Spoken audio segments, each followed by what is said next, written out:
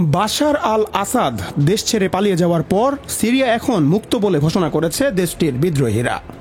সিরিয়ার রাজধানী দামেস্কে বিদ্রোহীরা ঢুকে পড়ায় আজ সকালে ব্যক্তিগত উড়োজাহাজে করে অজানা গন্তব্যে পালিয়ে যান তিনি। তার পালিয়ে যাওয়ার পর মন্তব্য করেছেন যুক্তরাষ্ট্রের নবনির্বাচিত প্রেসিডেন্ট ডোনাল্ড ট্রাম্প। রবিবার সিরিয়ার আসাদ শাসনের পতনের পর নতুন একটি পোস্ট দিয়েছে ট্রাম্প। তিনি বলেছেন, রাশিয়ার সমর্থন হারানোর পরেই আল আসাদ দেশ ছেড়ে পালিয়েছে। তার পতন হয়েছে ভ্লাদিমির পুতিন নেতৃত্বাধীন রাশিয়া আসাদকে রক্ষা করতে আর আগ্রহী নয়। এর আগে গত শুক্রবার যুক্তরাষ্ট্রের ট্রাম্প নিজের সামাজিক যোগাযোগ মাধ্যম ট্রুথ সোশ্যালে বলেন, সিরিয়া একটি বিশৃঙ্খল রাষ্ট্র। দেশটি আমাদের বন্ধু নয়। সিরিয়ার পরিস্থিতি নিয়ে যুক্তরাষ্ট্রের কিছু করার নেই। এটা আমাদের লড়াই নয়। যারা লড়ছে তাদের লড়তে দিন।